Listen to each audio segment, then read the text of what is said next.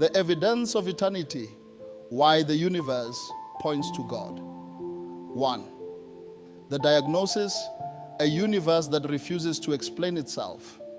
Every effect owes an account of its cause, yet the universe, for all its grandeur, cannot explain its own existence. It did not create itself. Nothing empty ever births something full. This is not primitive superstition. It is the plain demand of reason. Modern man postures as though the question has been outgrown, but sophistication is not the same as satisfaction. A mind may silence the question, it cannot erase it. The heart still asks in the dark what the lecture hall dismissed in the light. 2. The investigation. 4 witnesses called to the stand. The cosmological witness. Something exists rather than nothing.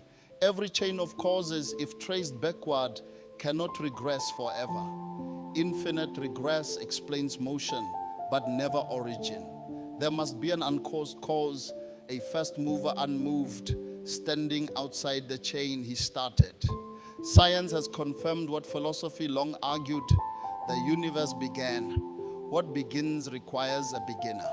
The fine-tuning witness, the constants governing this cosmos, gravity, the strong nuclear force, the expansion rate of space itself are calibrated with a precision too narrow for accident.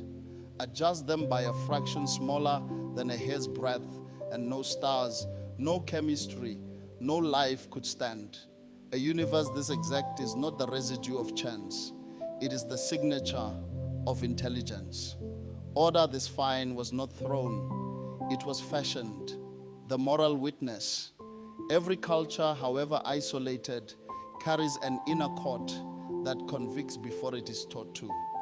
Man did not invent the sense that cruelty is wrong and sacrifice is noble. He discovered it, the way one discovers gravity, not by voting on it, but by falling beneath it. A universal moral law implies a universal moral lawgiver.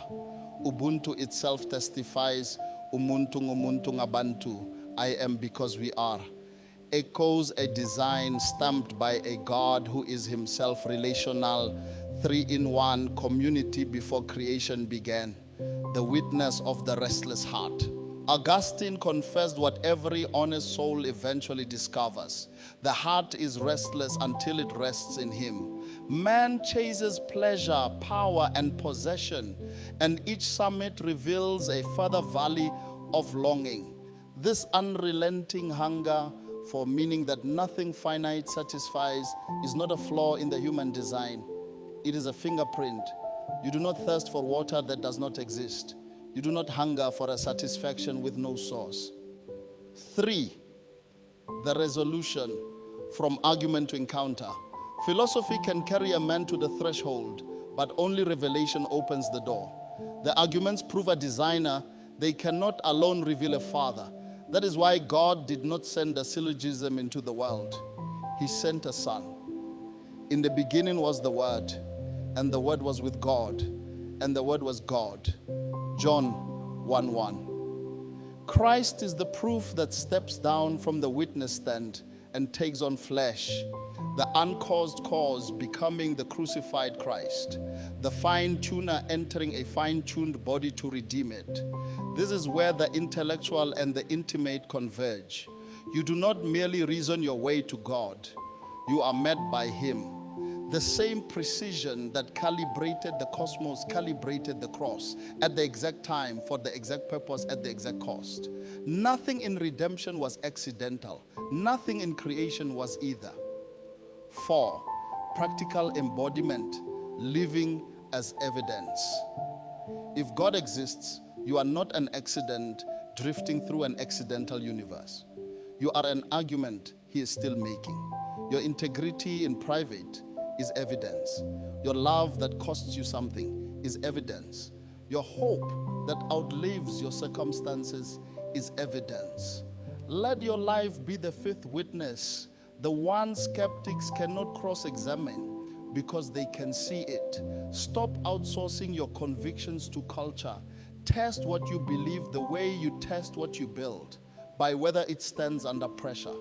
A faith untested is a faith unproven. A faith investigated and still standing is a faith worth staking your life on. 5. The closing call. The evidence has been presented. The cosmos that could not cause itself, the precision too fine for chance. The moral law written on hearts that never met to compare notes, and the restlessness that only Christ has ever satisfied. The verdict is not merely intellectual, it is personal.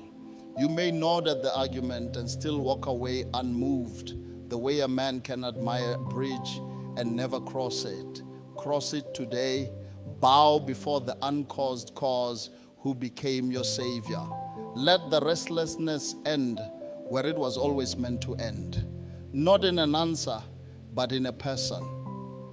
For since the creation of the world, his invisible attributes are clearly seen, being understood by the things that are made, even his eternal power and Godhead. Romans 1:20.